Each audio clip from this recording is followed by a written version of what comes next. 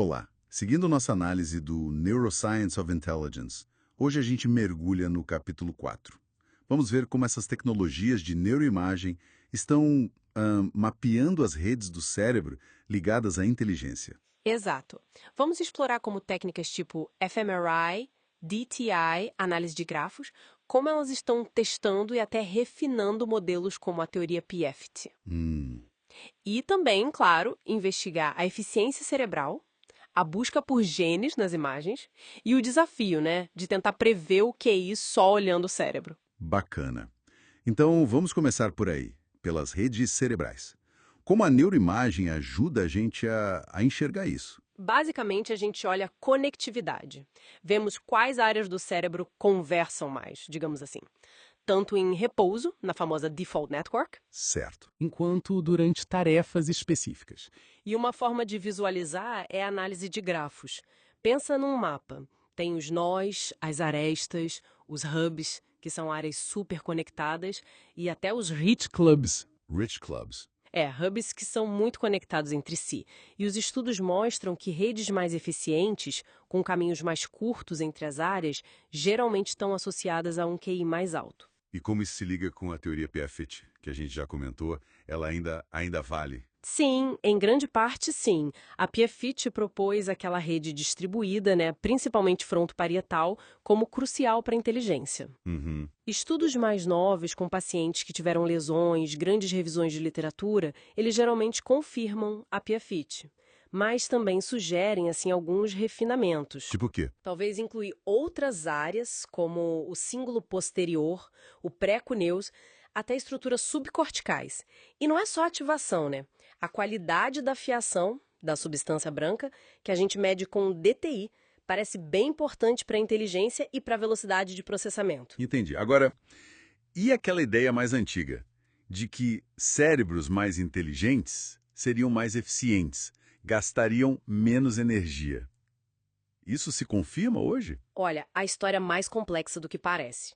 Essa relação entre atividade e inteligência não é tão direta assim. Ah, não? Não.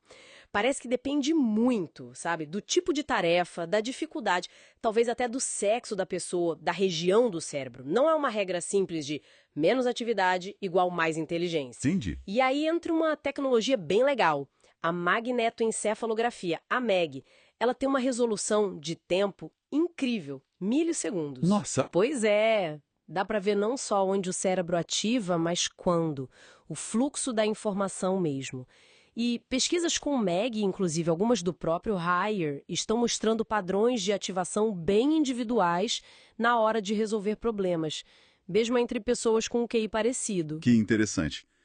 Mas, bom, se a tecnologia avançou tanto, a gente já está perto de poder trocar um teste de QI por um exame de imagem, tipo um escaneamento cerebral.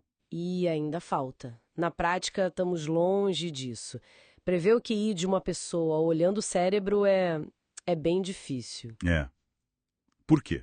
Os métodos estatísticos costumam falhar na validação, sabe? Quando a gente tenta aplicar em outras pessoas. Provavelmente porque, diferentes combinações de variáveis cerebrais podem levar ao mesmo QI. Faz sentido. E também, cada cérebro é único, na anatomia, no funcionamento. E parte dessa individualidade se perde um pouco quando a gente padroniza as imagens para analisar. Estudos grandes mostram que a estrutura explica uma parte da variância do QI, talvez uns 20%, mas não o suficiente para prever o QI individual com precisão. Entendi. Os testes de QI não vão se aposentar tão cedo, então. Mas tem alguma luz no fim do túnel? Alguma novidade mais animadora? Tem sim. Um estudo que chamou bastante atenção, de Finn e colaboradores, lá em 2015. Ele trouxe uma ideia bem promissora. Qual? Parece que cada pessoa tem um padrão único de conectividade funcional, quase como uma impressão digital cerebral. E esses padrões são estáveis e, o mais legal, parecem conseguir prever a inteligência. Uau! Isso muda um pouco a perspectiva, do ainda não para um, olha, talvez o caminho seja por aí. E tem um ponto curioso que o capítulo levanta sobre a pesquisa de raciocínio. Muitos estudos investigam raciocínio analógico, dedutivo, usam testes muito correlacionados com a inteligência, com o fator G. Certo. E os achados de neuroimagem desses estudos batem muito com os da pesquisa sobre inteligência. Apoiam a PFIT, a ideia da eficiência, mas, por alguma razão, muitos evitam usar a palavra inteligência. Engraçado isso. Pois é, fica a sensação de que são campos estudando coisas muito parecidas, talvez a mesma coisa, e que poderiam conversar mais, sabe? Integrar mais os achados. Totalmente. E a genética? Onde ela entra nessa história toda de redes, eficiência, padrões individuais? A genética é fundamental. Estudos com gêmeos são muito claros nisso. Mostram que existem genes influenciando tanto a estrutura do cérebro, volume de substância cinzenta, integridade da branca, espessura do córtex, quanto a inteligência, especialmente naquelas áreas frontoparietais da PFIT. E mais recentemente, com esses grandes projetos, consórcios enormes, a gente está começando a identificar genes específicos, variantes ligadas a BDNF e NPTN, por exemplo, que afetam características do cérebro e, por tabela, a inteligência. E esses genes explicam muito? Bom, aí que tá. Cada gene individualmente explica só um pouquinho da variação total. É um quebra-cabeça genético bem complexo com muitas peças pequenas. Uau! Então, o quadro que está se formando é bem intrincado mesmo. A inteligência parece depender dessas redes distribuídas, da dinâmica delas, de quão eficientes elas são.